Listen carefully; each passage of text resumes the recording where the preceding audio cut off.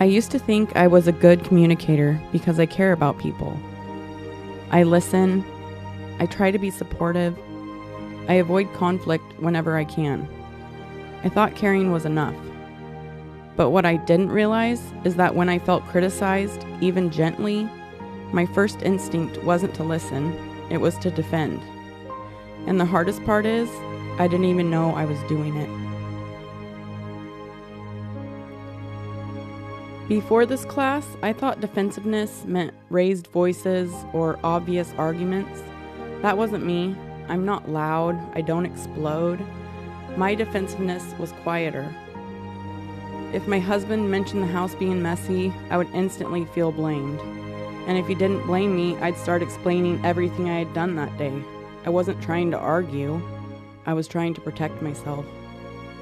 If someone texted, okay, I would overthink it.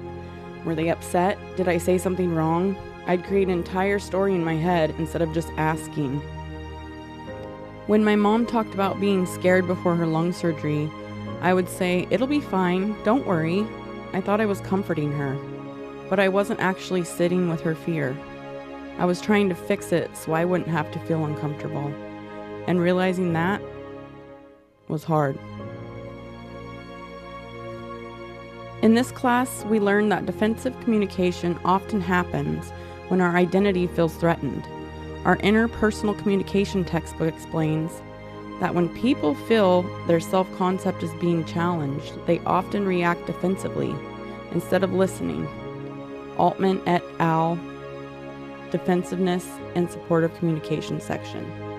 And that really stuck with me because I cared deeply about being seen as responsible, as supportive, as capable, as a good wife, a good daughter, and a good student. So when something feels like criticism, even something small, my brain reacts quickly. Not because I don't care, but because I care so much. I realized that sometimes I was protecting my image more than I was protecting the relationship, and that's not the communicator I want to be. A recent moment showed me how much I've grown. I was on the phone with the hospital about my mom's condition. It was emotional, overwhelming. I felt scared. While I was talking, my husband walked away and went upstairs. Immediately, my chest tightened. My mind said he doesn't care.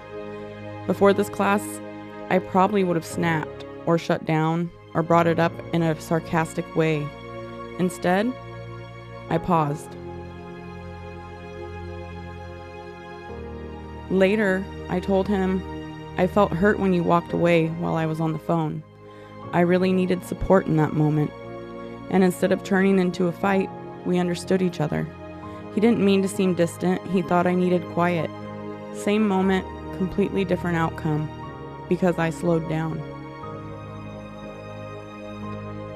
This class didn't magically fix me. I still overthink.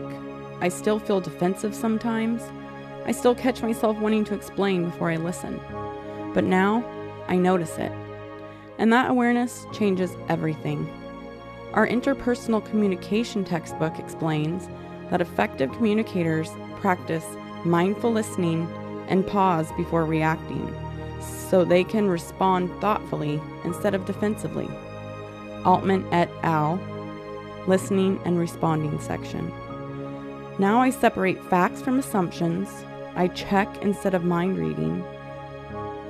I use I statements. I validate instead of trying to fix everything. And I focus on the problem, not the person. And most importantly, I pause. That small pause between feeling threatened and reacting has strengthened my marriage. It's changed how I support my mom, and it's helped me show up differently in my relationships. Defensiveness used to feel automatic. Now it feels like a choice.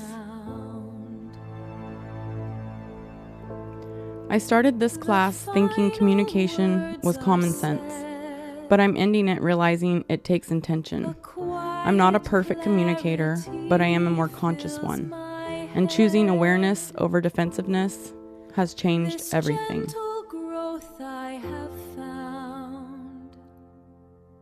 a peaceful